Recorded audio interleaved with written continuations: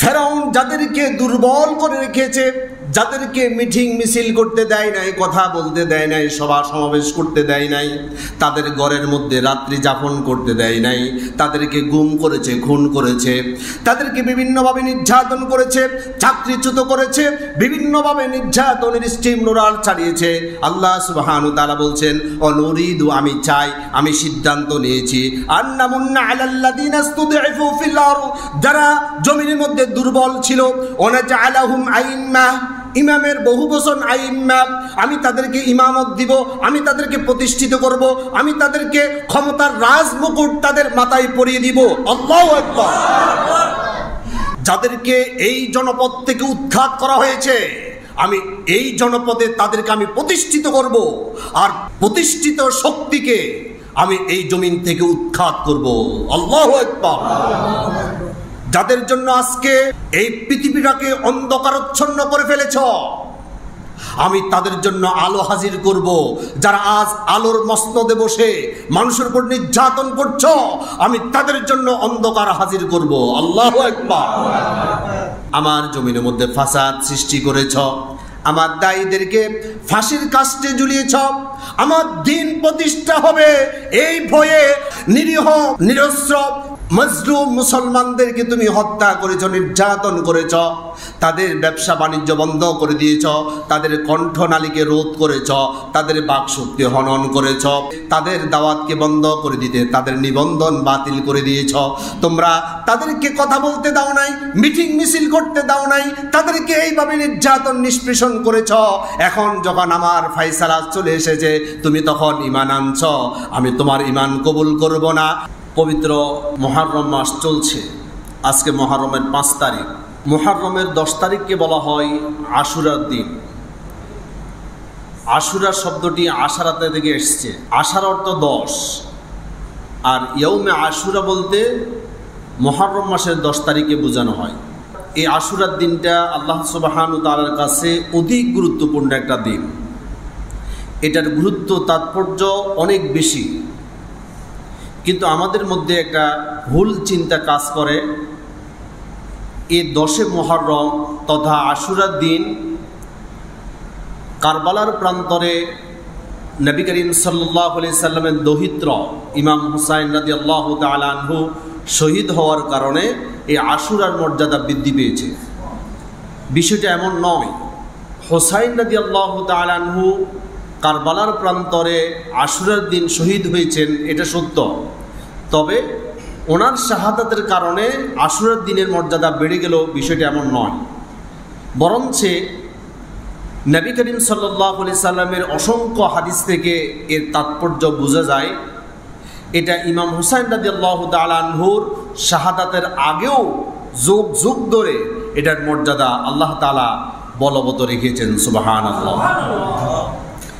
আমি একটু পিছন থেকে বললে আপনারা ভালোভাবে বুঝবেন।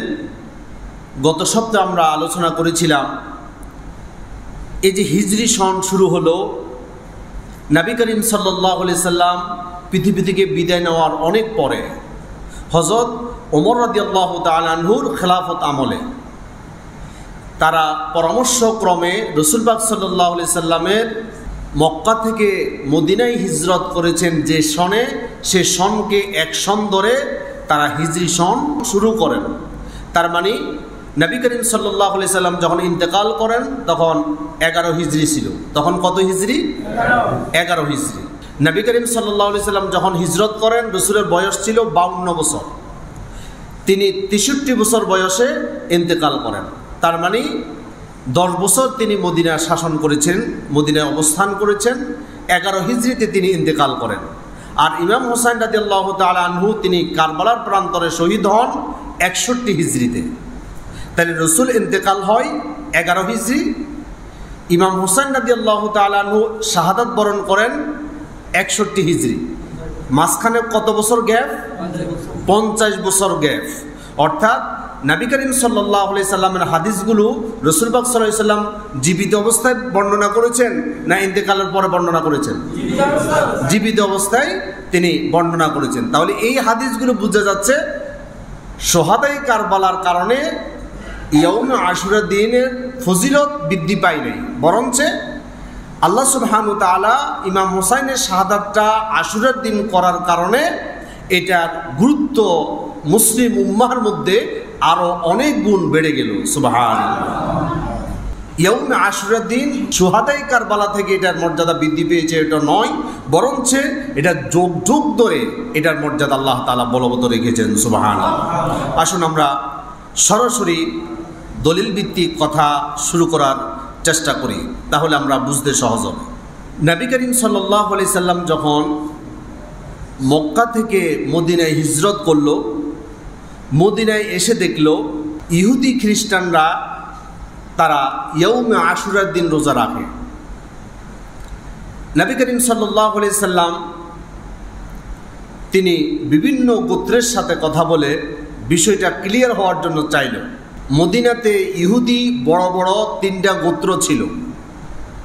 একটা নাম ছিল বনি কাইনুকা, আরেকটা নাম হচ্ছে বনি নজির, আরেকটা নাম হচ্ছে বনি কোরাইজা। মদিনাতে সবচাইতে ইহুদি বড় গোত্রগুলোর মধ্যে তিনটা ছিল অন্যতম।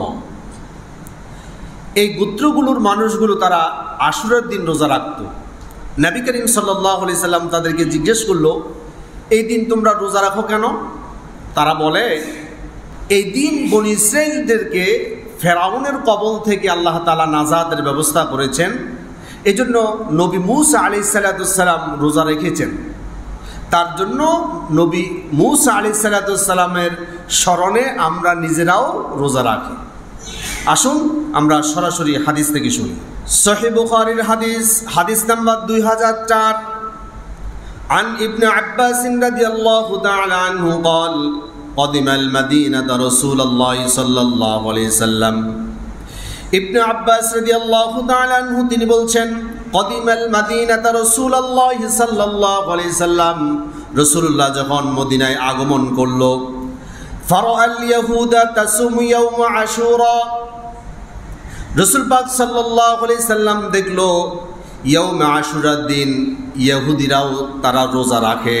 ফারাআল ইয়াহুদা, ইহুদিদেরকে দেখলো, তাসুমু তারা রোজা রাখে ইয়াউমে আশুরা, আশুরার দিন। ফাকালা মা হাদা, রাসূলুল্লাহ তাদেরকে প্রশ্ন করলো, এই দিনটা তোমরা কেন রোজা রাখো? ক্বালু হাদা ইয়াউমুন সালিহুন হাদা ইয়াউমুন আযীম। ইহুদিরা রাসূলকে উত্তর দিল, এই দিনটা হচ্ছে অনেক বড় দিন, অনেক গুরুত্বপূর্ণ দিন, এটা অনেক মর্যাদার দিন। নবীজি সাল্লাল্লাহু আলাইহি সাল্লাম কারণ জানতে চাইল, তোমাদের কাছে এটার গুরুত্ব কেন, এটার মাহাত্ম্য কেন, আর তোমরা কেন রোজা রাখো? তারা জবাবে বলল, হাদা ইয়াউমুন নাজ্জাল্লাহু বানি ইসরাঈল মিন আদুওয়িহিম। হাদা ইয়াউমুন, এই দিনটা হচ্ছে সেই দিন, নাজ্জাল্লাহ আল্লাহ তাআলা নাজাত দিয়েছেন বানি ইসরাঈল, বনি ইসরাঈলদেরকে, মিন আদুওয়িহিম তাদের শত্রুর কবল থেকে। শত্রুর কবল থেকে বনি ইসরাঈলকে আল্লাহ তাআলা এই দিনে নাজাত দিয়েছেন, মুক্ত করেছেন।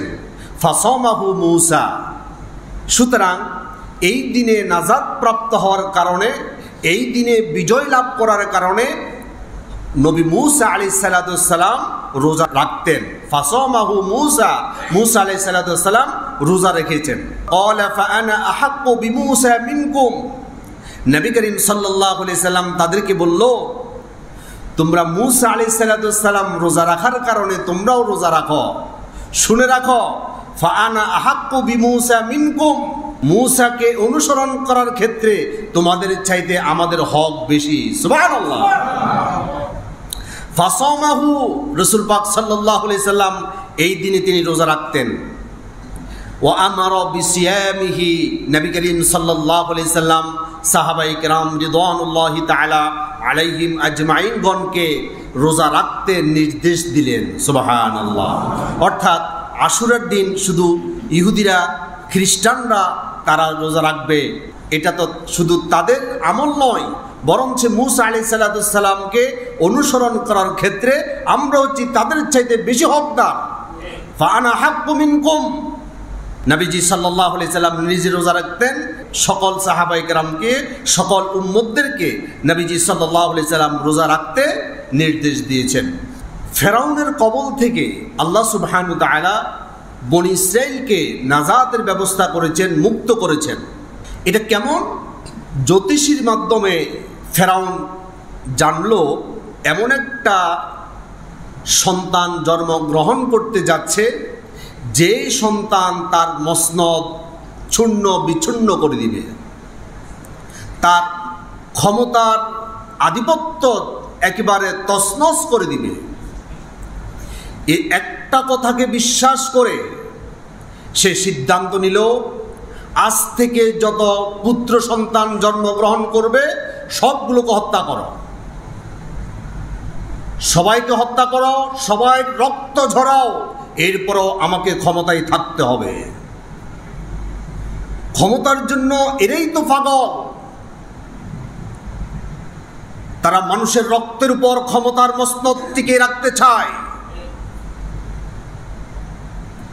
আল্লাহর কালাম থেকে শুনুন, আল্লাহ সুবহানাহু ওয়া তাআলা পবিত্র কোরআন মাজিদের 2 নম্বর সূরা বাকারার 49 এবং 50 নম্বর আয়াতে বলছেন, وَإِذْ نَجَّيْنَاكُمْ مِنْ آلِ فِرْعَوْنَ يَسُومُونَكُمْ سُوءَ الْعَذَابِ يُذَبِّحُونَ أَبْنَاءَكُمْ وَيَسْتَحْيُونَ نِسَاءَكُمْ وَفِي ذَلِكُمْ بَلَاءٌ مِّن رَّبِّكُمْ عَظِيمٌ।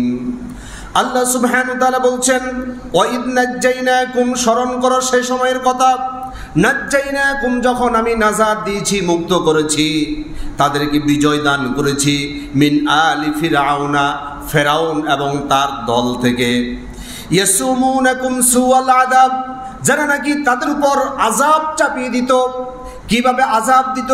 এবার আল্লাহ তাআলা বলছেন, ইউদাব্বিহুনা, তারা জবাই করত, আবনাআকুম, পুত্র সন্তানদেরকে, ওয়াস্তাহইউনা, এবং জীবিত রাখত, নিসাআকুম, কন্যা সন্তানদেরকে। অর্থাৎ ফেরাউন যখন জানতে পারলো এমন একটা সন্তান পৃথিবীর জমিনে আসতে যাচ্ছে যার ধরুনে তার মসনদ ভেঙে যাবে, তার ক্ষমতা ছেড়ে দিতে হবে, এই কথা শুনে সেই সকল পুত্র সন্তানদেরকে হত্যা করা শুরু করে দিল। একটা দুইটা সন্তান নয়, হাজার হাজার পুত্র সন্তানকে সে হত্যা করলো। আল্লাহ সুবহানাহু ওয়া তাআলা বলছেন, সে এইভাবে মানুষকে হত্যা করে মানুষের রক্তের উপর তার মসনদ টিকাতে চেয়েছে। কিন্তু আল্লাহ সুবহানাহু ওয়া তাআলা বলছেন, যে ফেরাউন হাজার হাজার পুত্র সন্তানকে হত্যা করেছে, আমি ওই ফেরাউনের ঘরের ভিতরে তার মসনদ নষ্ট করার সন্তান আমি সেইখানে বেড়ে ওঠার ব্যবস্থা করে দিয়েছি। সুবহানাল্লাহ। এবার আল্লাহ তাআলা কি বলছে শুনুন, কোরআন মাজিদের 28 নম্বর সূরা কসসের 4 নম্বর আয়াত থেকে 6 নম্বর আয়াত পর্যন্ত আল্লাহ সুবহানাহু ওয়া তাআলা এই ফেরাউনের কঠিন দুর্দণ্ড প্রতাপশালিতা আল্লাহ তাআলা তুলে ধরেছেন। রব্বুল আলামিন বলছেন, ইন্না ফিরআউনা আলা ফিল আরদি ওয়া জাআলা আহলাহা শিয়াআন ইস্তাদঈফু তাইফাতাম মিনহুম ইউযাব্বিহু আবনাআহুম ওয়া ইস্তাহয়ী নিসাআহুম ইন্নাহু কানা মিনাল মুফসিদিন। আল্লাহ তাআলা বলছেন, ইন্না ফিরআউনা, নিশ্চয় ফেরাউন, আলা ফিল আরদি, জমিনের মধ্যে তার কর্তৃত্ব প্রতিষ্ঠা করল, ওয়া জাআলা আহলাহা শিয়া, সেই বিভিন্ন দলকে ছোট ছোট দলে বিভক্ত করে রেখেছে যাতে করে তার ক্ষমতার বিরুদ্ধে কেউ কথা বলতে না পারে। সে জানে ক্ষমতায় যদি টিকে থাকতে হয় মানুষকে নির্যাতন করতে হবে, যেখান থেকে আমার বিরুদ্ধে আচরণ উঠবে সেখানে তার বাক শক্তি হনন করা হবে, আর বাক শক্তি যখন হরণ করা হবে তখন মানুষ ফুঁসে উঠবে, মানুষ প্রতিবাদ করবে, প্রতিরোধ করবে। এজন্য বিভিন্ন দলগুলোকে ছোট ছোট দলে বিভক্ত করে রেখেছে। আল্লাহ তাআলা বলছেন, ওয়া জাআলা আহলাহা শিয়া, ছোট ছোট আহাল বানিয়েছে, দল বানিয়েছে। ইস্তাদঈফু তাইফাতাম মিনহুম, যারা আল্লাহর দিকে মানুষকে ডাকে, যারা আল্লাহর দায়ী ইলাল্লাহ, যারা মানুষকে ইসলামের পথে ডাকে, তাদেরকে মজলুম করে রেখেছে, তাদেরকে ইস্তাদঈফু, তাদেরকে দুর্বল করে রেখেছে। তাদের নিবন্ধন বাতিল করে দেওয়া হবে, তাদের মিটিং মিছিল সব নিষিদ্ধ করে দেওয়া হবে, তাদেরকে কথা বলার অধিকার দেওয়া হবে না। ইস্তাদঈফু মানে কি? দুর্বল করে রাখা। যারা দুর্বল তাদেরকে বলা হয় মুস্তাদআফিন। আর মুস্তাদআফিনের সর্দার হলো মুহাম্মদ ইবনে আব্দুল্লাহ সাল্লাল্লাহু আলাইহি ওয়াসাল্লাম। মুসলিমদের নেতা মুহাম্মদ ইবনে আব্দুল্লাহ সাল্লাল্লাহু আলাইহি ওয়াসাল্লাম। আল্লাহ তাআলা বলছেন ইস্তাদঈফু তাইফাতুম মিনহুম, তাইফাতুন অর্থ দল।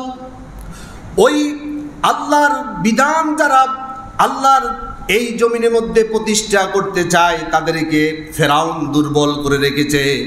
ইউদাব্বিহু, সে জবাই করত, আবনাআহুম, পুত্র সন্তানদেরকে, ওয়াস্তাহি নিসাআহুম, কন্যা সন্তানদেরকে জীবিত রাখত। ইন্নাহু কানা মিনাল মুফসিদিন, আল্লাহ তাআলা বলছে নিশ্চয় ফেরাউন সন্ত্রাস এবং নৈরাজ্য সৃষ্টিকারীদের অন্যতম। এই পৃথিবীর মধ্যে ফাসাদ সৃষ্টিকারী, বিশৃঙ্খলাকারী শুধু ফেরাউন একা নয়। অর্থাৎ আল্লাহ তাআলা বলছে ইন্নাহু কানা মিনাল মুফসিদিন, ফাসাদ সৃষ্টিকারীদের অন্যতম। তার মানে ফেরাউন পর্যন্ত শেষ নয়, যুগে যুগে ফেরাউন আরো আসবে।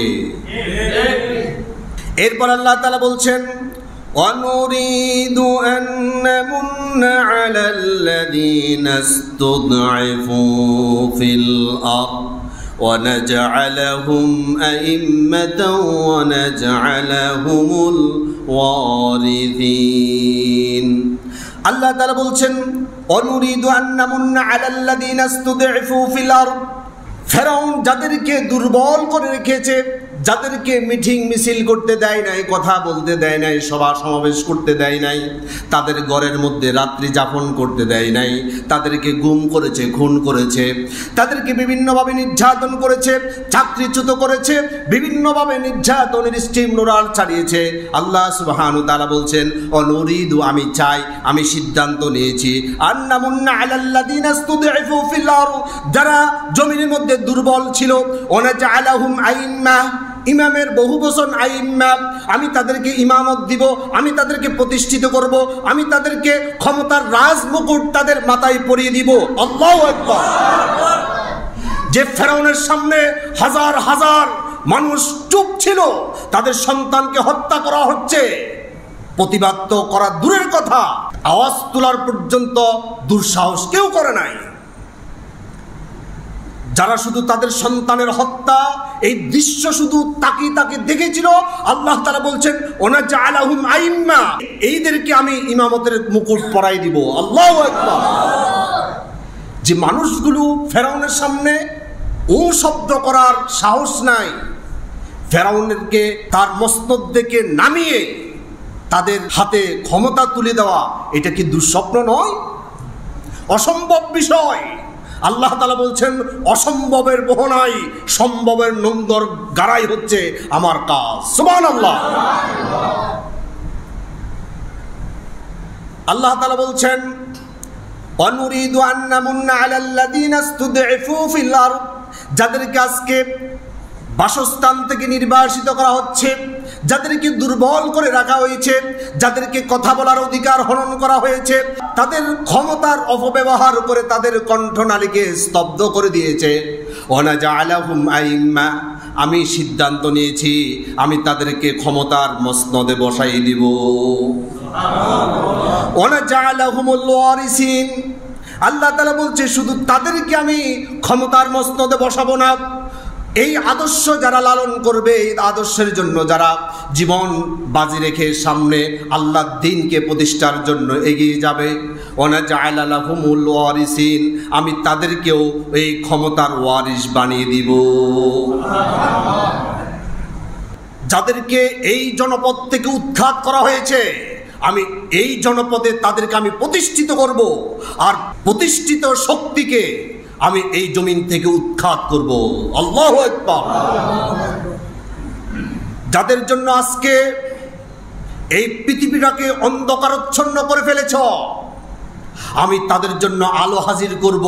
যারা আজ আলোর মসনদে বসে মানুষের উপর নির্যাতন করছ, আমি তাদের জন্য অন্ধকার হাজির করব। আল্লাহু আকবার।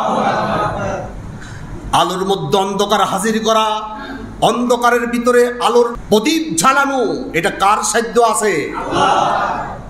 সে আল্লাহ বলছেন, وَنَجْعَلَهُمْ أَئِمَّةً وَنَجْعَلَهُمُ الْوَارِثِينَ। তাদেরকে আমি ইমামত দান করব এবং তাদের পথ যারা অনুসরণ করবে আমি তাদেরকে তাদের ওয়ারিস বানিয়ে দিব। এরপর আল্লাহ তাআলা বলছেন, وَنُمَكِّنَ لَهُمْ فِي الْأَرْضِ وَنُرِيَ فِرْعَوْنَ وَهَامَانَ وَجُنُودَهُمَا مِنْهُمْ مَا كَانُوا يَحْذَرُونَ। وَنُمَكِّنَ لَهُمْ فِي الْأَرْضِ, আমি জমির মধ্যে তাদেরকে ক্ষমতায়ন করলাম, তাদেরকে আমি প্রতিষ্ঠিত করলাম। অনুরিয়া ফিরআউনা ওয়া হামানা, ফেরাউন, হামান, কারুন, তারা যে আশঙ্কায় রাত্রেবেলায় গুম হারাম করেছিল, অর্থাৎ ওই দলটা যদি ক্ষমতায় চলে আসে, যাদেরকে আমরা নির্যাতন করেছি, নিপীড়ন করেছি, তাদেরকে বাসস্থান থেকে নির্বাসিত করেছি, তাদেরকে রাত্রে বেলায় ঘুমাতে দিই নাই, দিনের বেলায় চাকরি করতে দিই নাই, ব্যবসা করতে দিই নাই, বাণিজ্য করতে দিই নাই, কথা বলার জন্য অধিকার দিই নাই, তারা যদি আবার ক্ষমতায় চলে আসে, অনুরিয়া ফিরআউনা ওয়া হামানা ওয়া জুনুদাহুমা মিনহুম মা কানু ইয়াহদারুন। ফেরাউন, হামান, তাদের ভিতরে একটা টেনশন ছিল, তারা যদি আবার ক্ষমতায় চলে আসে আমাদের তো ফিটের সামলা থাকবে না। একটা টেনশন আসে না নাই? যতই বড় বড় বাহাদুরি কথা বলুক না কেন, ভিতরে একটা টেনশন তাদেরকে সব সময় তাড়না দেয় কি দেয় না? আল্লাহ সুবহানাহু ওয়া তাআলা বলছেন, ওয়া জুনুদাহুমা মিনহুম মা কানু ইয়াহদারুন, যে টেনশনে তাদের ঘুম হতো না, যে আশঙ্কায় তারা সব সময় তাদের ভিতরে কম্পন থাকতো, আমি সেই আশঙ্কাকে বাস্তব রূপে আমি রূপান্তর করব। সুবহানাল্লাহ। তাদের ক্ষমতার অপব্যবহারের মাধ্যমে নিষ্পেষিত করেছিল ওই জনপদকে আল্লাহ সুবহানাহু ওয়া তাআলা ক্ষমতার মসনদ দান করবে। এরপর আল্লাহ সুবহানাহু ওয়া তাআলা হযরত মূসা আলাইহিস সালাম উপর ওহী নাযিল করলো। আল্লাহ তাআলা বলছেন, কোরআন মাজিদের 26 নম্বর সূরা শুআরা 52 নম্বর আয়াতে আল্লাহ তাআলা বলছেন, وَأَوْحَيْنَا إِلَى مُوسَى أَنْ أَسْرِ بِعِبَادِي إِنَّكُمْ مُتَّبَعُونَ। وَأَوْحَيْنَا إِلَى مُوسَى, আমি মূসার উপর ওহী নাযিল করলাম, আন আসরি বিইবাদি, তুমি রাত্রিবেলায় আমার বান্দাদেরকে নিয়ে তুমি চলে যাবে। আসর তো রাত্রি সফর, যেমন আল্লাহ তাআলা সূরা বানী ইসরাঈলের মধ্যে বলেছেন, সুবহানাল্লাযী আসরা বিআবদিহি লাইলাম মিনাল মাসজিদিল হারাম ইলাল মাসজিদিল আকসা, আমি আমার বান্দাকে রাত্রিবেলায় ভ্রমণ করিয়েছিলাম। এই আসরা শব্দের অর্থ হচ্ছে রাত্রিবেলায় ভ্রমণ করা। আল্লাহ তাআলা মূসা আলাইহিস সালাম পর ওহী নাযিল করলো, আন আসরি বিইবাদি, আমার বান্দাদেরকে নিয়ে, অর্থাৎ তোমার অনুসারী যারা রয়েছে তাদেরকে নিয়ে রাত্রিবেলায় মিশর ছেড়ে তুমি সিরিয়ার উদ্দেশ্যে রওনা করবে। এখন সিরিয়া যাওয়ার সময় তো লোহিত সাগর। ইন্নাকুম মুত্তাবাউন, নিশ্চয় তোমাকে পিছন দিক থেকে দাওয়া করা হবে। সুবহানাল্লাহ বলবেন না?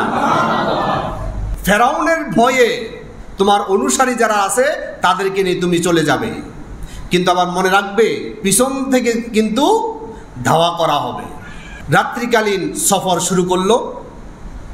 সূর্য উঠার প্রাককালেই গোয়েন্দা সংস্থা থেকে খবর আসলো মূসা তার অনুসারীদেরকে নিয়ে পালিয়ে যাচ্ছে। ফেরাউন বলল, এত দুঃসাহস, আমার এলাকা থেকে আমাকে না বলে চলে যাবে, তার ব্যাপারে অনেক মামলা আছে, মামলার এখন শাস্তি নিষ্পত্তি হয় নাই, সে পালাবে কোথায়? আজকে তাকে ভালোভাবে পাকড়াও করা হবে, আজকের নেতৃত্ব আমি নিজেই দিব। কে বলতেছে? ফেরাউন, সে নেতৃত্ব দিচ্ছে। 26 নম্বর সূরা সূরা শুআরা 60 নম্বর থেকে 66 নম্বর আয়াত পর্যন্ত আমরা একটু শুনবো কি ঘটনা ঘটেছিল।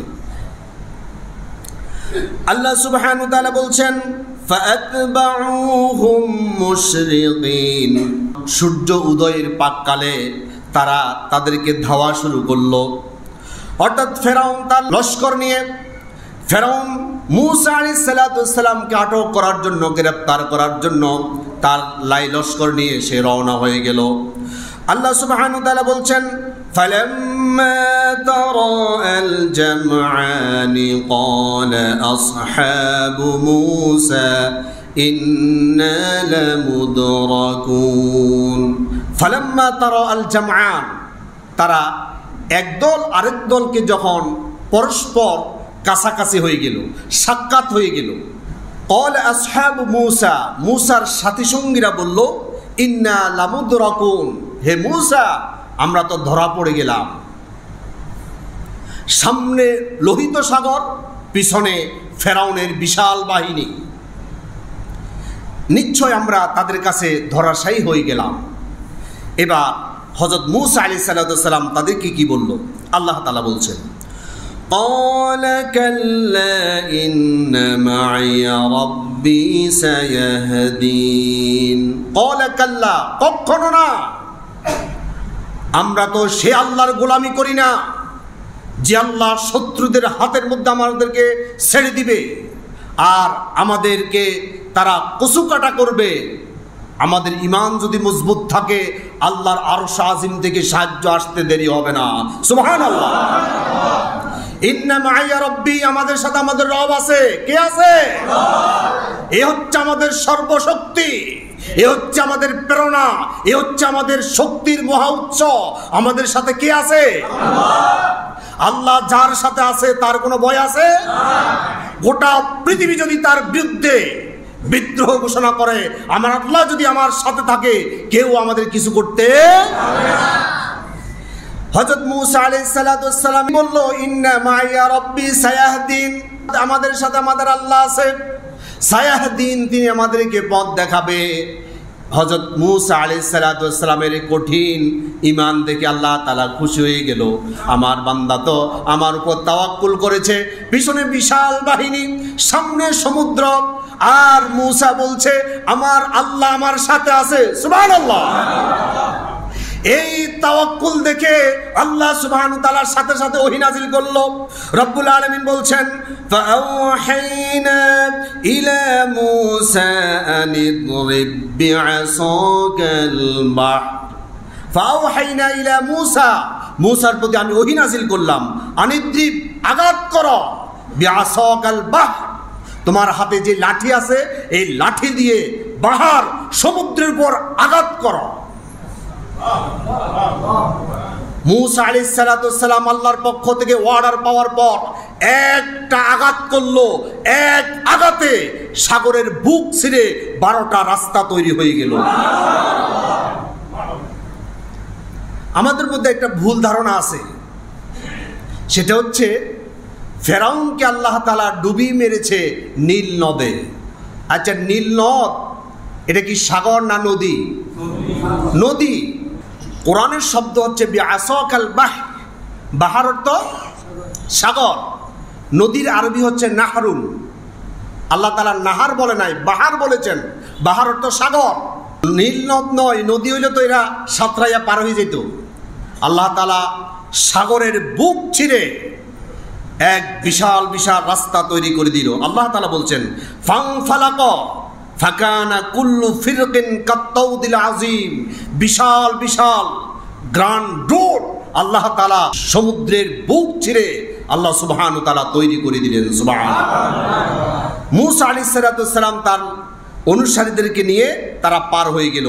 ওয়াজলাফনা সাম্মাল আখরিন, অপর দলটি যখন তাদের কাছে আসলো, অর্থাৎ সমুদ্রের বিশাল রাস্তা দেখে তারাও মূসাকে ধাওয়া করার জন্য সমুদ্রের উপর আল্লাহর স্থাপিত এই রাস্তার উপর যখন তারা উঠলো, ওয়ানজাইনা মূসা ওয়া মান মাআহু আজমাইন, আল্লাহ তাআলা বলছেন ওয়ানজাইনা মূসা, আমি মূসাকে নাজাত দিয়ে দিলাম, ওয়া মান মাআহু আজমাইন, তার সাথে যত অনুসারী ছিল সবাইকে। থুম্মা আগরাকনাল আখরিন, আর অপর দলকে আমি ওই সমুদ্রের মধ্যে আমি ডুবিয়ে নাস্তে নাবুদ করে দিলাম। আচ্ছা, ফেরাউন কি ঈমান এনেছিল? এই যে ভুল ধারণা আমাদের, ঈমান এনেছে।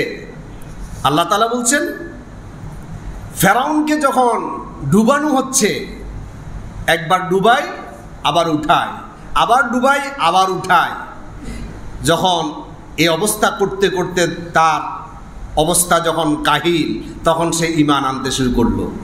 কিন্তু তখন কি আল্লাহর দরবারে ঈমান কবুল হবে?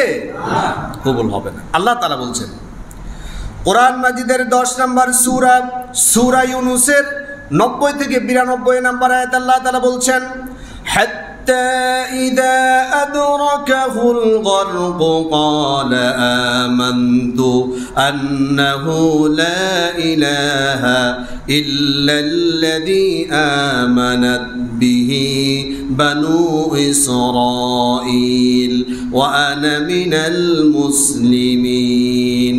আল্লাহ তাআলা বলছেন হাত্তা ইযা আদরাকাহুল গরক, আমি যখন সমুদ্রের মধ্যে ফেরাউনকে ডুবাইতে তার অবস্থা যখন কাহিল, সে এবার ডাক দিল। ক্বালা, ফেরাউন বলল, আমানতু, আমি ঈমান এনেছি, আন্নাহু লা ইলাহা, ওই সত্তার উপর যিনি ব্যতীত আর কোনো ইলাহ নেই, ইল্লাল্লাযী আমানাত বিহি বানু ইসরাঈল, যে সত্তার উপর ঈমান এনেছে বানু ইসরাঈলরা। আল্লাহকে বুঝে দিচ্ছে, আল্লাহ আমি ঈমান এনেছি, তোমার যদি বিশ্বাস না হয় আমি আবার বলছি, আমি ওই আল্লাহর উপর ঈমান এনেছি যে আল্লাহর উপর বানি ইসরাঈলরা ঈমান এনেছে, যে বানি ইসরাঈলরা একটু আগে সমুদ্রে পার হয়ে চলে গেছে, আমি তাদের রবের উপর ঈমান এনেছে। তাদেরকে যেভাবে পার করাই দিছো, আমাকে আর ডুবাইও না, আমাকেও পার করাই দাও। সুবহানাল্লাহ বলবেন না? ওয়া আনা মিনাল মুসলিমিন, আল্লাহ আমি মুসলমান হয়ে গেলাম। আল্লাহ তাআলা বলছেন সে ঈমানও এনেছে, মুসলমানও দাবি করেছে, কিন্তু আসলে কি মুসলমান? আজকেও আমরা দেখতে পাচ্ছি এমন কিছু মুসলমান দাবিদার আছে যারা মুখে মুসলমান, কর্মে কাফেরদেরকেও হার মানায়। আল্লাহ সুবহানাহু ওয়া তাআলা বলছেন আল আন, এখন কি তোমার সময় হয়েছে, অকদ আসাইতু ক্বাবলু ওয়া কুনতা মিনাল মুফসিদিন, অথচ এর আগে তুমি আমার জমিনের মধ্যে ফাসাদ সৃষ্টি করেছ, আমার দায়ীদেরকে ফাঁসির কাস্টে ঝুলিয়েছ, আমার দ্বীন প্রতিষ্ঠা হবে এই ভয়ে হাজার হাজার পুত্র সন্তানকে তুমি হত্যা করেছ, নিরীহ নিরস্ত্র মজলুম মুসলমানদেরকে তুমি হত্যা করেছ, নির্যাতন করেছ, তাদের ব্যবসা বাণিজ্য বন্ধ করে দিয়েছ, তাদের কণ্ঠনালীকে রোধ করেছ, তাদের বাকশক্তি হনন করেছ। আমার কথা তোমার কাছে যখন আমার বান্দারা উল্লেখ করত, তোমরা তাদের কথাকে স্তব্ধ করে দিতে, তাদের দাওয়াতকে বন্ধ করে দিতে, তাদের নিবন্ধন বাতিল করে দিয়েছ। তোমরা তাদেরকে কথা বলতে দাও নাই, মিটিং মিছিল করতে দাও নাই, তাদেরকে এইভাবে নির্যাতন নিষ্পেষণ করেছ। এখন যখন আমার ফায়সালা চলে এসেছে, তুমি তখন ঈমান আনছ, আমি তোমার ঈমান কবুল করব না। সামনে যত ফেরাউনের আচরণ যারা করবে তাদের জন্য শিক্ষা স্বরূপ তোমার লাশটা কিয়ামত পর্যন্ত আমি রাখি দিব। আল্লাহ তাআলা এরপর আয়াতে বলছেন ফালইয়াউমা নুনাজ্জিকা বিবাদানিকা লিতাকুনা লিমান খালফাকা আয়া, ফালইয়াউমা নুনাজ্জিকা বিবাদানিকা লিতাকুনা মিন খালফাকা আয়া, তোমার পরবর্তী যারা আসবে প্রত্যেকের জন্য আয়াত স্বরূপ, নিদর্শন স্বরূপ তোমার এই লাশকে আমি পচতে দিব না, তোমার লাশকে আমি কুমিরে হাঙ্গরে খেতে দিব না। হাজার হাজার বছর পর্যন্ত মহাসমুদ্রের ভিতরে তার লাশ ভাসমান ছিল, একটা জীব জন্তু তাকে খাওয়া তো দূরের কথা, তার লাশটা পর্যন্ত স্পর্শ করে নাই। আল্লাহু আকবার। মিশরের পিরামিডের মধ্যে অসংখ্য লাশ মমি করে তারা দীর্ঘস্থ করে রাখার জন্য তারা বিভিন্ন মেডিসিন প্রয়োগ করে। গবেষণা বলছে অন্যান্য লাশের জন্য যে ধরনের মেডিসিন প্রয়োগ করা হয়, ফেরাউনের লাশের জন্য কোনো মেডিসিন লাগে না। আল্লাহ তাআলা এমনভাবে তার লাশকে সংরক্ষণ করেছে, বিনা মেডিসিনে, বিনা মমিতে তার লাশটা অক্ষয় হিসেবে আল্লাহ তাআলা রেখে দিয়েছেন। সুবহানাল্লাহ। আল্লাহ সুবহানাহু ওয়া তাআলা এই পেশিবাদী শক্তি যারা প্রয়োগ করে আল্লাহর দ্বীনকে স্তব্ধ করে দিতে চায়, তাদের জন্য আয়াত স্বরূপ, নিদর্শন স্বরূপ, তাদের শিক্ষা স্বরূপ এই ফেরাউনকে কিয়ামত পর্যন্ত আল্লাহ তাআলা রেখে দিয়েছেন। আল্লাহ তাআলা এরপরে বলছেন ওয়াইন্না কাসীরাম মিনান নাস, অধিকাংশ মানুষ আন আয়াতিনা লাগাফিলিন, আমার আয়াত থেকে শিক্ষা নেয় না, আমার আয়াতে কারিমা থেকে তারা গাফেল। আল্লাহর কথা কত বাস্তব। আল্লাহ তাআলা বলছেন ওয়াইন্না কাসীরাম মিনান নাস, অধিকাংশ মানুষ আন আয়াতিনা লাগাফিলুন, তারা আল্লাহর আয়াত সম্পর্কে, আল্লাহর নিদর্শন সম্পর্কে, আল্লাহর এই শিক্ষাগুলো থেকে তারা গাফেল। আল্লাহ আমাদেরকে হেফাজত করুন, আমরা বলি আমিন। ফেরাউনকে আল্লাহ তাআলা ডুবাই মারলো, মূসা আলাইহিস সালাতু ওয়াস সালাম সহ গোটা বনি ইসরাইলকে আল্লাহ সুবহানাহু ওয়া তাআলা নাজাত দিল, বিজয় দিল, ক্ষমতার মসনদে বসিয়ে দিল। সেই দিনটা হচ্ছে ইয়াউম আশুরার দিন। সুবহানাল্লাহ। এই আশুরার দিন নবী করিম সাল্লাল্লাহু আলাইহি সাল্লাম আসারও হাজার হাজার বছর আগ থেকে এই আশুরার ফজিলত, তাৎপর্য আল্লাহর কাছে অনেক বেশি ছিল। সুবহানাল্লাহ। নবী করিম সাল্লাল্লাহু আলাইহি সাল্লাম বলছেন, এই মুহররমের 10 তারিখ ইয়াউম আশুরার দিন কেউ যদি একটা রোজা রাখে, আল্লাহ সুবহানাহু ওয়া তাআলা একটা রোজার বিনিময় তার জীবন থেকে পূর্বের 1 বছরের গুনাহ আল্লাহ তাআলা ক্ষমা করে দিবে। জামিউত তিরমিজির হাদিস, হাদিস নাম্বার 752, আন আবি কাতাদা রাদিয়াল্লাহু তাআলা আনহু قال قال رسول الله সাল্লাল্লাহু আলাইহি সাল্লাম সিয়ামু ইয়াউমি আশুরা, কেউ যদি একটা সিয়াম রাখে আশুরা, আশুরার দিন, ইন্নী আহতাসিবু আলাল্লাহ, আমি আল্লাহর কাছে আশা করি আইয়ুকাফিরা সানাতাল্লাযী ক্বাবলাহু, তার পূর্বের 1 বছরের গুনাহ আল্লাহ সুবহানাহু ওয়া তাআলা ক্ষমা করে দিবে। শুধু তাই নয়, আল্লাহ রাসূল সাল্লাল্লাহু আলাইহি সাল্লাম বলছেন, আল্লাহর কাছে রমজানের পরে নফল সিয়ামগুলোর মধ্যে এই মুহররমের 10 তারিখের রোজা হচ্ছে সবচাইতে শ্রেষ্ঠ রোজা। সুবহানাল্লাহ।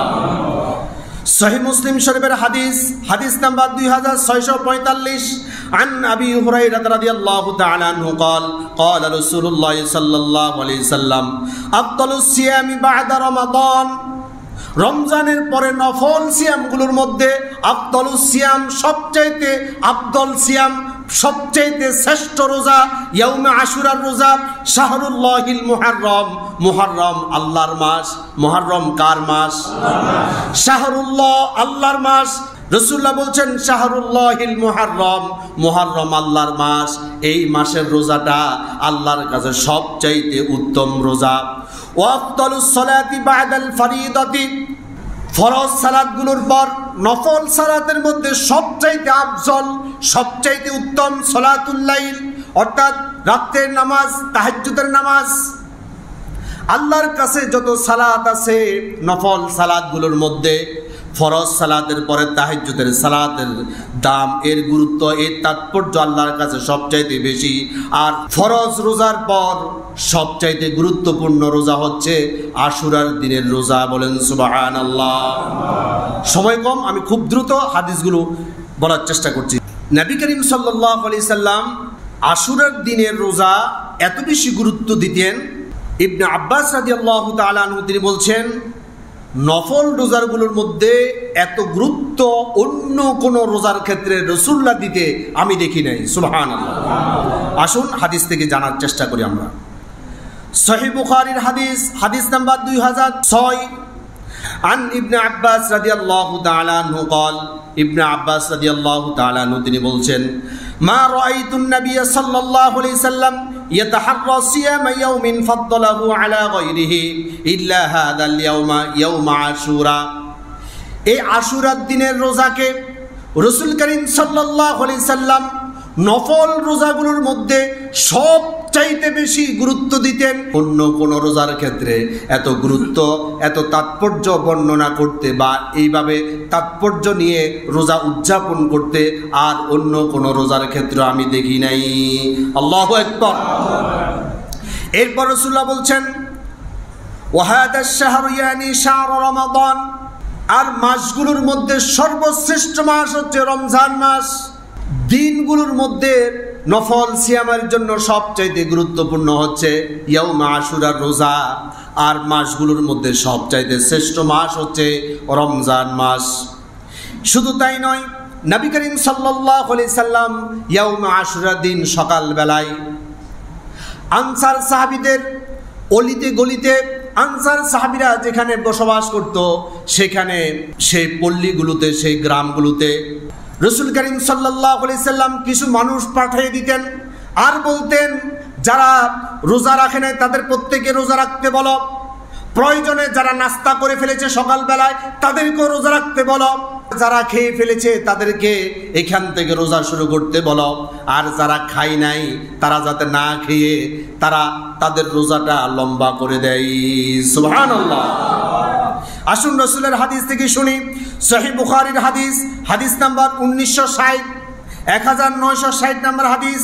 আন রুবাইয়াহ বিনতে মুআউযিজ রাদিয়াল্লাহু তাআলা আনহা ক্বালাত, রুবাইয়া বিনতে মুআউযিজ রাদিয়াল্লাহু তাআলা আনহা তিনি বলছেন, আরসালান নবী সাল্লাল্লাহু আলাইহি সাল্লাম গাদাত আশুরা ইলা কুরাল আনসারি, নবী করিম সাল্লাল্লাহু আলাইহি সাল্লাম গাদাত আশুরা, আশুরার দিন সকালবেলায় কয়েকজন মানুষকে বিভিন্ন অলিতে গলিতে, বিভিন্ন পাড়ায় মহল্লায়, ইলা কুরাল আনসারি, আনসারদের বিভিন্ন পল্লীতে পল্লীতে, বিভিন্ন গ্রামে গ্রামে কিছু মানুষ পাঠিয়ে দিতেন আর বলতেন, তোমরা প্রত্যেকের কাছে আজকেই ঘোষণা দিয়ে দাও, মান আসবাহা মুফতিরন, যারা কিছু খেয়ে ফেলেছে সকালবেলা, যারা ঘুম থেকে উঠে কিছু খেয়ে ফেলেছে, ফালিউতিম্মা বাকিয়াতা ইয়াউমিহি, তারা যাতে আর কিছু না খায়, বাকি দিনটা যাতে করে তারা রোজা রাখে। সুবহানাল্লাহ। যা খেয়ে ফেলেছে বাস আর যাতে না খায়। দেখেন এই দিনের রোজার গুরুত্ব কেমন, একটু বিবেক খাটালে বুঝবেন। মুরব্বীকে বসাই দেন, আপনার বসাই দিবেন, বসেন বসেন। এতগুলো মানুষকে আপনি ডিঙ্গিয়ে আসছেন, সবাই কষ্ট পেয়েছে। রাসূলের হাদিস হচ্ছে, কেউ যদি কাউকে এইভাবে ডিঙ্গিয়ে যায়, আল্লাহ তাআলা এই ডিঙ্গানোর কারণে জাহান্নামের মাঝখানে তাকে ফেলে দিবে। তাহলে আপনার নামাজ, রোজা, হজ, যাকাত কোনো কাজ আসছে? সুতরাং এই বিষয়টা আমরা খেয়াল রাখবো। আমরা যারা জানি তারা তাদেরকে বসাই দিব, উনি না বুঝে হয়তো সামনে আসছে। রুবাইয়া বিনতে মুআউযিজ রাদিয়াল্লাহু তাআলা আনহা তিনি বলছেন, নবী করিম সাল্লাল্লাহু আলাইহি সাল্লাম কিছু ঘোষণাকারী প্রেরণ করলেন, তোমরা ঘোষণা করে দাও, মান আসবাহা মুফতিরন, যারা সকালবেলায় ইফতার করে ফেলেছে, কিছু খেয়ে ফেলেছে, ফালিউতিম্মা বাকিয়াতা ইয়াউমিহি, তারা যাতে করে আর কিছু না খায়। আজকের ইয়াউমে আশুরার রোজাটা এত গুরুত্বপূর্ণ, যারা না জেনে কিছু খেয়ে ফেলেছে তাদেরকেও বলো বাকি দিনটা রোজা রাখতে। সুবহানাল্লাহ। ওমান আসবাহা সাইমান, যারা এখনো কিছু খায় নাই, ফালিয়াসুম, তাদেরকে বলো আর যাতে কিছু না খায়, তারা এই পুরা দিনটা যাতে করে রোজায় কাটাই দেয়। সুবহানাল্লাহ। ক্বালাত ফাকুন্না নাসুমুহু বাদু, রুবাইয়া বিনতে মুআউযিজ রাদিয়াল্লাহু তাআলা আনহা তিনি একজন মহিলা সাহাবা, তিনি বলছেন, এরপর থেকে আমরা এই দিন যখন আসতো প্রতি আশুরার দিন আমরা রোজা রাখতাম। অনুসাব্বিবু সিবিয়ানানা, শুধু আমরা রোজা রাখতাম না, আমাদের ঘরের মধ্যে যত ছোট ছোট সন্তান ছিল প্রত্যেক সন্তানকে আমরা রোজা রাখতে বাধ্য করতাম। আল্লাহু আকবার। তারা কিভাবে সন্তানদেরকে রোজা রাখাতেন এবার বলছেন। সহিহ বুখারীর হাদিস, অন্যান্য হাদিসের মধ্যে জয়ীফ বিভিন্ন ধরনের কথাবার্তা আছে, দুর্বল সবল অনেক ধরনের কথা আছে, কিন্তু বুখারীর হাদিস দুর্বলের আঙ্গুল তোলা পর্যন্ত নিষেধ। সুবহানাল্লাহ। সে বুখারীর হাদিস। ওয়ানাজআল লাহুমুল লু'বাতা মিনাল ইহনি, আমরা আমাদের বাচ্চাদের জন্য কাপড় দিয়ে, বিভিন্ন পশম দিয়ে বিভিন্ন ধরনের খেলনা বানাইতাম। ফাইদা বাকা আহাদুম আলা তুআম, ওই মুহররমের 10 তারিখ যখন তাদেরকে আমরা রোজা রাখাতাম, তখন তারা ক্ষুধার যন্ত্রণায় খাওয়ার জন্য কেউ যখন কান্না করত, আতাইনাহু যাকা, আমরা ওই যে পশম দিয়ে খেলনা বানাইছি ওই খেলনাগুলো দিয়া তাদেরকে ওই খাওয়া থেকে বুলাইয়া রাখতাম। হাত্তা ইয়াকুনা ইনদাল ইফতার, এইভাবে বুলাইয়া বুলাইয়া রাখে ইফতার পর্যন্ত তাদেরকেও আমরা রোজা রাখাতাম। সুবহানাল্লাহ। এইখান থেকে একটা গুরুত্বপূর্ণ শিক্ষা আছে। আমরা যারা নামাজ পড়ি, সন্তানদেরকে নামাজ পড়াই না, আপনাদের সন্তানগুলোকে নামাজ এইভাবে প্র্যাকটিস করানোর জন্য আমাদের গুরুত্ব দেওয়া দরকার আছে না নাই? এরপর আপনি রোজা রাখেন, আপনার সন্তান রোজা রাখে না।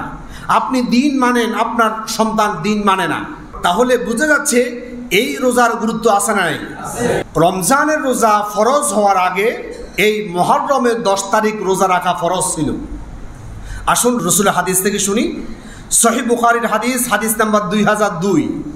عن عائشة رضي الله تعالى عنها قالت كان يصوم عاشوراء تصومه قريش في الجاهلية يوم عاشوراء تصومه عاشورا দিন রোজা রাখতো কুরাইশ ফিল জাহিলিয়া, জাহিলি যুগে কুরাইশরাও এই 10 তারিখ মুহররমের দিন রোজা রাখতো।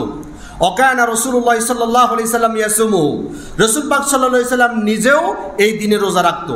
ফালাম্মা কাদিমাল মাদিনাতু সামাহু, নবীজি সাল্লাল্লাহু আলাইহি সাল্লাম যখন মদিনায় হিজরত করলেন তখনও রাসূল পাক সাল্লাল্লাহু আলাইহি সাল্লাম আশুরার দিন অর্থাৎ 10 মুহররম রোজা রাখতেন। ওয়া আমারা বিসিয়ামিহি, এবং অন্যান্যদেরকে এই রোজা পালন করার জন্য রাসূলুল্লাহ নির্দেশ দিতেন। ফালাম্মা ফুরিদ রমাদান, যখন রমজানের রোজাগুলো ফরজ হলো, তারকা ইয়াউমে আশুরা, তখন ইয়াউমে আশুরার রোজা তরক করার অনুমতি দিল। তারকা ইয়াউমে আশুরা অর্থাৎ আশুরার রোজা তখন থেকে তরক করা, ছেড়ে দেওয়া শুরু হলো। এর আগ পর্যন্ত কাউকে রাসূল পাক সাল্লাল্লাহু আলাইহি সাল্লাম এই আশুরার রোজা ছেড়ে দেওয়ার জন্য অনুমতি দেয় নাই। আল্লাহু আকবার। ফামান শাআ সামাহু ওয়া মান শাআ তারাকাহু, নবী করিম সাল্লাল্লাহু আলাইহি সাল্লাম এবার বললেন রমজানের রোজা যখন ফরজ হলো, ফামান শাআ সামাহু, যার ইচ্ছা সে এই দিনে সিয়াম পালন করতে পারো, ওমান শাআ তারাকাহু, যার ইচ্ছা তরক করতে পারো অর্থাৎ ছেড়ে দিতে পারো। এটা এখন নফল, তবে এটা সর্বশ্রেষ্ঠ নফল। সুবহানাল্লাহ। এরপর আরেকটা হাদিস থেকে জানা যায় নবী করিম সাল্লাল্লাহু আলাইহি সাল্লাম ইয়াউমে আশুরার দিন ইহুদিরাও রোজা রাখে। তারা যেহেতু আশুরার দিন একদিন রোজা রাখে, তাদের সাথে পরিবর্তন করে আমাদেরকে আগের দিন অথবা পরের দিন রোজা রাখার জন্য রাসূলুল্লাহ বলেছেন। আসুন আমরা হাদিস থেকে জানার চেষ্টা করি। সহিহ মুসলিম শরীফের হাদিস, হাদিস নাম্বার 2556। আন আব্দুল্লাহ ইবনে আব্বাস রাদিয়াল্লাহু তাআলা আনহু قال حين صام رسول الله صلى الله عليه وسلم يوم عاشوراء, নবীজি সাল্লাল্লাহু আলাইহি সাল্লাম আশুরার দিন রোজা রাখতেন। ওয়া আমারা বিসিয়ামিহি, এবং অন্যান্যদেরকে সিয়াম পালনের জন্য তিনি নির্দেশ দিতেন।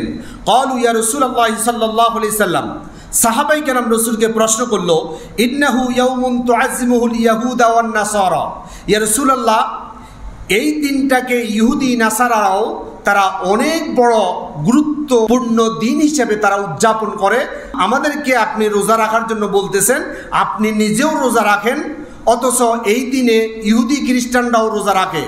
আপনি আরেক হাদিসে আমাদেরকে বলেছেন ইহুদিদের সাথে তোমরা মিল করে কোনো আমল করবে না, ইহুদিরা যা করে তোমরা তার ব্যতিক্রম করবে।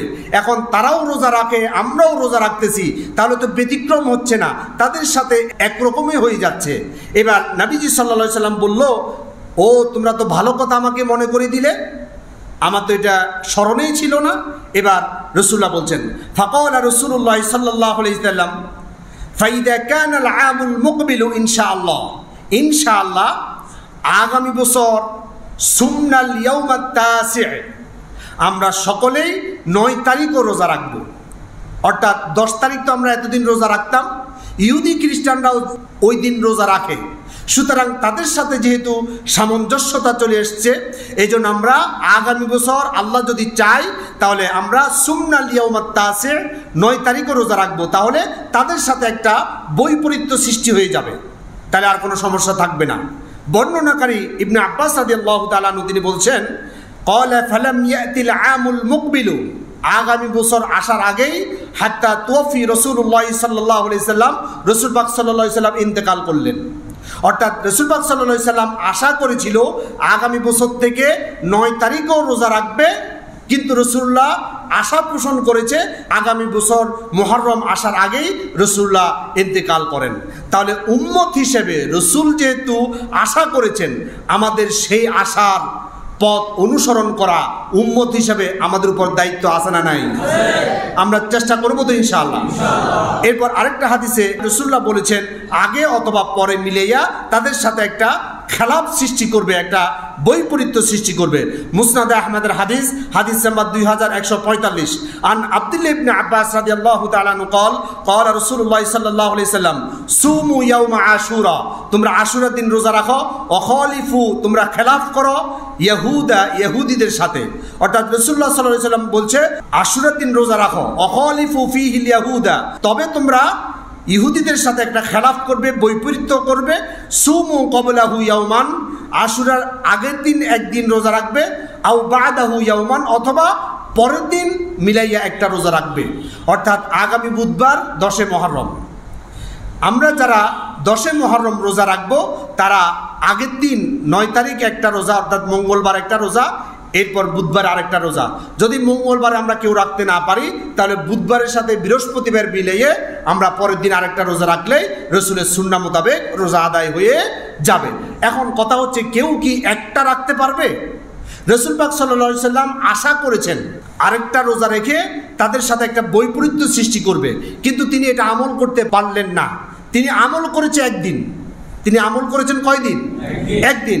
কিন্তু যখন তানাকে পরামর্শ দিল, ইহুদি খ্রিস্টানদের সাথে একটা সামঞ্জস্যতা চলে আসছে, তখন রাসূল পাক সাল্লাল্লাহু আলাইহি সাল্লাম আশা পোষণ করেছে আগামী বছর থেকে তাদের সাথে মিলাই আর রাখবে না, রাসূলুল্লাহ ভিন্নভাবে রাখবেন। তাহলে ভিন্নভাবে কিভাবে রাখবে এটা রাসূলুল্লাহ বলে দিয়েছেন, আগের দিন অথবা পরের দিন আরেকটা মিলাইয়া ভিন্নতা সৃষ্টি করবে। তাহলে আমরা যাদের সুযোগ আছে আমরা আরেকটা রোজা বাড়াইয়া রেখে তাদের সাথে, ইহুদি খ্রিস্টানদের সাথে আমরা একটা বৈপরীত্য সৃষ্টি করব। আর যদি আমাদের সুযোগ না থাকে, একটা রাখার সুযোগ আছে, কারণ রাসূলুল্লাহ নিজে আমল করেছে। রাসূলুল্লাহ যেহেতু নিজে আমল করেছে একদিন, সেহেতু বুঝে যাচ্ছে একদিন আমল করার সুযোগ আছে। তবে উত্তম হচ্ছে, রাসূলুল্লাহর সুন্নাহ হচ্ছে, রাসূলুল্লাহর আশা হচ্ছে ইহুদি খ্রিস্টানদের সাথে বৈপরীত্য সৃষ্টি করে আরেকটা রোজা উদযাপন করা। একটা জাল হাদিস বলবো জাল হাদিস এই জন্য বলতেছি, আমরা যেটা জাল, যেটা বানোয়াট, এটার প্রতি ইন্টারেস্ট বেশি। আমাকে একজন বলল, হুজুর আপনি জানাজার নামাজ পড়াইলেন, নিয়ত তো বললেন না। নাওয়াইতু আন ওয়াদিয়া লিল্লাহি তাআলা আরবা তাকবীরাতি সালাতিল জানাজাতি আদ-দুআউ লিহাযাল মাইয়িতি আসসানাউ লিল্লাহি তাআলা ইক্তাদাইতু বিহাযাল ইমাম। হুজুর আপনি তো এটা বললেন না। আচ্ছা, রাসূল পাক সাল্লাল্লাহু আলাইহি সাল্লাম কি বলছেন? আমি আপনাকে বাছাই করার জন্য বলছি, নামাজের নিয়ত, জানাজার নিয়ত, নাওয়াইতু আন বলে আমরা যে নিয়তগুলো পড়ি, একটা হাদিস দেখান যারা আপনাদেরকে বলে নাওয়াইতু আন উসাল্লি লিল্লাহি তাআলা রাকাআতাই সালাতিল ফাজর, অথবা নাওয়াইতু আন ওয়াদিয়া লিল্লাহি তাআলা আরবা তাকবীরাতি ফরদুল কিফায়াতি, এইভাবে যারা নিয়ত বলে তাদেরকে বলেন রাসূল পাক সাল্লাল্লাহু আলাইহি সাল্লাম এইভাবে নিয়ত বলেছেন, একটা হাদিস আছে? আচ্ছা, রসুল বলেছেন, হাদিসে আসে নাই, একটা বাক্য আছে? কথা বুঝেন নাই? রসুল মুখ দিয়ে বের করেছেন, রসুল আমল করেছেন, এরকম হাদিসে আসে নাই। এরকম কি মিস হয়েছে? রসুল যদি বলে থাকে তাহলে হাদিসে আসে। তাহলে রসুল যদি বলে থাকে হাদিসে পাওয়া যাবে। এই যে নাওয়াইতু আন প্রতিদিন আমরা যারা পড়তেছি, যারা আমাদেরকে শিখাচ্ছে, তাদেরকে একটু প্রশ্ন করেন, রসুলকে এইভাবে শিখিয়েছেন? যেটা রসুল বলে নাই, রসুল শিখাই নাই, সেটা যদি আমি বলি, এটা কি ভালো হবে? রসুল আমাদেরকে জুমার নামাজ কয় রাকাত শিখাইছে? ফরজ 2 রাকাত। আমরা তো বেশি গুনাহগার, রসুলের তো কোনো গুনাহ ছিল না, সাহাবায়ে কেরামদের আমল ছিল অনেক বেশি, আমাদের গুনাহ বেশি। আমরা আগামী জুমা থেকে 4 রাকাত করে পড়ি, আমাদের সওয়াব তো বেশি দরকার। এখন কি 4 রাকাত পড়লে কি গুনাহ হবে না সওয়াব হবে? নামাজ কি হবে না বাতিল হবে? যেটা রাসূল করে নাই, এটা আপনি কেন করার জন্য আপনি এত ইন্টারেস্ট কেন ভাই? এরপর ধরুন নামাজের নিয়ত আমি বলে দিলাম, যাক আপনার আবদার রক্ষা করলাম, বলে দিলাম। এখন জানাজার নামাজের নিয়ত বলা শেষ, আল্লাহু আকবার বলে জানাজার নামাজের নিয়ত করলাম। এখন জানাজার নামাজ কি শেষ না শুরু? এখন আমার সাথে আপনি জানাজার নিয়ত পড়লেন, এরপরের দোয়াগুলো আপনি পারেন? যে পারে সে নিয়ত পারে, যে পারে না নিয়ত পারে না। এখন আমি বলে আপনাকে নামাজ শুরু করে দিলাম, এরপরে কে বলবে আপনাকে? নিয়ত বলা তো ফরজ নয়, নিয়ত করা ফরজ। আরেকটা মনে রাখবেন, এই যে প্রত্যেক নামাজে নিয়ত করা কি ফরজ। নিয়ত মানে কি? সিদ্ধান্ত নেওয়া। আমি আজকে নিয়ত করেছি হাজারদিঘি পার মসজিদে নামাজ পড়ব, তাহলে আপনি কি করলেন? সিদ্ধান্ত নিলেন। আমি তাকবীরের সাথে এই ইমামের পিছনে জানাজা নামাজের জন্য আমি দাঁড়াইছি, জানাজা নামাজের জন্য আমরা দাঁড়াইছি, এটাই তো নিয়ত হয়ে গেছে, আমাদের সিদ্ধান্ত হয়ে গেছে না? সিদ্ধান্ত, এটাই নিয়ত। আমি যদি আপনাকে নাওয়াইতু ওয়াদিয়া লিল্লাহি তাআলা এটা বলি, নামাজ শুরু করে দিলাম, ভালো কথা, এরপরের দোয়াগুলো আপনাকে কে বলবে? নামাজ কি শুরু না শেষ?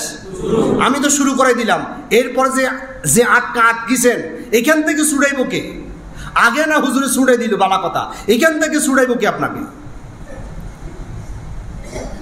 এই জন্য দ্বীনি ইলম অর্জন করা নফল না ফরজ? আপনি তো ইলম অর্জন করা ফরজ, ওই ফরজ তরক করে আসছেন, ফরজে আইন তরক করে ফরজে কিফায়ের মধ্যে আসছেন জাল হাদিস তালাশ করার জন্য। হুজুর আপনি দোয়াগুলো বলে দেন, দোয়া যদি এখন বলে দিই আপনার কি মনে থাকবে? তো এগুলো তো সময় নষ্ট করা, মানুষের সাথে প্রতারণা করা। আমার কথা হচ্ছে আপনি একটু যাচাই বাছাই করেন। হাদিসের গ্রন্থগুলো তো এখন জমিনের মধ্যে আছে না, আকাশে আল্লাহ তাআলা উঠাই নিছে? আছে কি না? আছে। তাহলে আপনি যাচাই করতে অসুবিধা কি? হুজুর আপনি জানাজার পরে হাত তুলি দোয়া করতে আপনার অসুবিধা কি? আমি বলি ভাই, রসুল যেহেতু করে নাই, আমি করলে এটা সুবিধা কি? রসুল যে সুবিধা বুঝে নাই, আপনি এত সুবিধা বুঝার আপনি কে? রসুল্লাহ কখন দোয়া করতেন? ইদা ফারাগা মিন দাফনিল মাইয়িতি, মাইয়াতকে দাফন করার পর দোয়া করতেন। আমরা এখন জানাজার পরেই দোয়া শুরু করে দিলাম। জানাজার নামাজটাই দোয়া। এই দোয়াটা শিখিয়ে দিয়েছেন কে? আল্লাহ। রসুলের মাধ্যমে আল্লাহ তাআলা শিখিয়ে দিলেন। আপনার আল্লাহর শিখানো দোয়ার প্রতি আপনার আস্থা নাই, ওই দোয়া শেষ আরেকটা দোয়া শুরু করলেন। আল্লাহ শিখেছে যে দোয়া, এটার প্রতি আমার আস্থা নাই, হুজুর আরেকটা দোয়া দিয়ে ওই আস্থাটা পূরণ করে দিলাম। নাউজুবিল্লাহি মিন যালিক। আমাদের মধ্যে এই কুসংস্কারগুলো আমরা বেশি ইন্টারেস্ট। আল্লাহ তাআলা আমাদেরকে মাফ করুন, আমরা বলি আমিন। এরপর আসেন যেই জাল হাদিসটা আপনাদেরকে স্মরণ করে দিতে চাচ্ছি, সেটা হচ্ছে জাবির ইবনে আব্দুল্লাহ রাদিয়াল্লাহু তাআলা আনহু থেকে বর্ণিত, মান ওয়াসা আলা আহলিহি ইয়াউমা আশুরা। আশুরার দিন কেউ যদি তার পরিবারের জন্য অনেক বেশি খরচ করে, ভালো ভালো খানার আয়োজন করে, ওয়াসা আল্লাহু আলা আহলিহি তুলা সানাতিহি, তার গোটা বছর আল্লাহ তাআলা তার রিজিকের প্রশস্ততা দান করে দিবে। বলেন নাউজুবিল্লাহ। রাসূলুল্লাহ কি রোজা রাখতে বলছে না খাইতে বলছে? এখন এই হাদিস বানাইছে, যদি খাইতে পারেন ভালো করে, তাহলে সারা বছর ভালো করে খাইতে পারবেন। রসুল বলতেছে যারা ভুলে খাই ফেলছো তারাও রোজা রাখো। রসুলের এই হাদিস শুনে ছোট ছোট বাচ্চাদেরকে খেলনা দিয়া খাদ্য খাওয়ানো থেকে বিরত রেখে ছোট ছোট বাচ্চাদেরকে পর্যন্ত আশুরার দিন রোজা রাখতে তারা উদ্বুদ্ধ করত, তারা বাধ্য করত। সেখানে আমরা মুসলমানরা বলতেছি না, যত বেশি খাইতে পারবা সারা বছর তত বেশি পাইবা। আল্লাহ তাআলা আমাদেরকে বুঝার তৌফিক দান করুক, আমরা বলি আমিন। হাদা মা ইনদি ওয়াল ইলমু ইনদাল্লাহ আলাইহি তাওয়াক্কালতু।